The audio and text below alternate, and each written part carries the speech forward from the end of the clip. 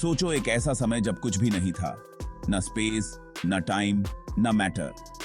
फिर करीब 13.8 अरब साल पहले बैंग, बिग बैंग हुआ। ये एक बहुत ही ज्यादा एनर्जी वाला धमाका था। ये एनर्जी इतनी तेज थी कि इसने यूनिवर्स में सब कुछ बनाया, हमारे ग्रह के बिल्डिंग ब्लॉक्स भी। एक पटाखे के फटने के बारे में सोचो। ये छोटा शुरू होता है, फिर तेजी से फैलता है, हर तरफ चिंगारियां फेंकता है। बिग बैंग भी ऐसा ही था, लेकिन बहुत बड़े पैमाने पर। चिंगारियों की जगह इसने मैटर और एनर्जी के छोटे छोटे कण बाहर फेंके। समय के साथ ये एनर्जी ठंडी हुई और बदल गई। छोटे छोटे कण छोटे बिल्डिंग ब्लॉक्स की तरह एक साथ आकर एटम बनाते गए। ये परमाणु आखिरकार सितारों, गैलेक्सियों, ग्रहों का सामान बनेंगे। आज हम ब्रह्मांड में जो कुछ भी देखते हैं। बिग बैंग के बाद ब्रह्मांड गैस और धूल के एक विशाल घूमते हुए बादल से भर गया था। ये कण लगातार गतिमान थे, एक दूसरे से टकरा रहे थे। यहीं पर ग्रेविटी आती है। ग्रेविटी एक अदृश्य शक्ति की तरह है जो चीजों को एक साथ खींचती है। कोई वस्तु जितनी ज्यादा भारी होती है, उसका गुरुत्वाकर्षण बल उतना ही मजबूत होता है। लाखों वर्षों में ग्रेविटी ने गैस और धूल के कणों को एक साथ पास खींचना शुरू कर दिया। जैसे जैसे पदार्थ के ये झुंड बड़े होते गए, उनका गुरुत्वाकर्षण बल मजबूत होता गया। इसने और भी अधिक गैस और धूल को आकर्षित किया, जिससे विशाल घूमते हुए बादल बने, जिन्हें नेबुला कहा जाता है।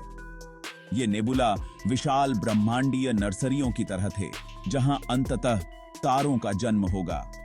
इन घूमते बादलों के भीतर ग्रेविटी अपना जादू बिखेरती रही, जिससे पदार्थ घने और सघन गुच्छों में एक साथ आ गए। गैस और धूल के इन विशाल घूमते हुए बादलों में से एक ने हमारे सौर मंडल को जन्म दिया। इस बादल के केंद्र में ग्रेविटी ने इतनी अधिक सामग्री खींची कि दबाव और तापमान अकल्पनीय हो गया। इसके कारण केंद्र में परमाणु आपस में जुड़ गए और एक प्रक्रिया शुरू हुई, जिसे न्यूक्लियर फ्यूजन कहा जाता है। अपनी पूरी ताकत से मुट्ठी भर मिट्टी को निचोड़ने की कल्पना करो। मिट्टी गर्म हो जाती है और उसका आकार बदल जाता है। न्यूक्लियर फ्यूजन भी ऐसा ही है। यह प्रकाश और गर्मी के रूप में जबरदस्त मात्रा में ऊर्जा छोड़ता है।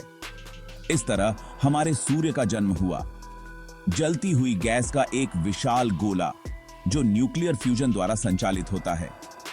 सूर्य के शक्तिशाली गुरुत्वाकर्षण ने शेष गैस और धूल को अपने चारों ओर परिक्रमा में रखा, जिससे सामग्री की एक घूमती हुई डिस्क बन गई। प्रोटोप्लेनेटरी डिस्क नामक यह डिस्क अंततः पृथ्वी सहित हमारे ग्रहों का जन्म स्थान बनेगी। प्रोटोप्लेनेटरी डिस्क केवल गैस और धूल का बादल नहीं था, यह एक अराजक और गतिशील वातावरण था।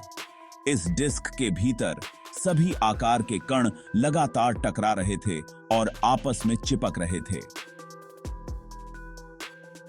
एक विशाल घूमती हुई प्लेट पर कंचों के खेल की कल्पना करो।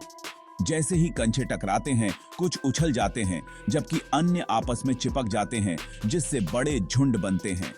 लाखों वर्षों में प्रोटोप्लेनेटरी डिस्क में इन टकरावों के कारण धूल के कण आपस में चिपक गए, जिससे बड़ी और बड़ी वस्तुएं बन गईं। प्लेनेटेसिमल नामक ये वस्तुएं ग्रहों के निर्माण खंड थे। जैसे जैसे प्लेनेटेसिमल बड़े होते गए, उनका गुरुत्वाकर्षण बल मजबूत होता गया, जिससे आसपास की डिस्क से और भी अधिक सामग्री आकर्षित हुई। अभिवृद्धि नामक यह प्रक्रिया है कि कैसे पृथ्वी सहित ग्रह अपने वर्तमान आकार में विकसित हुए।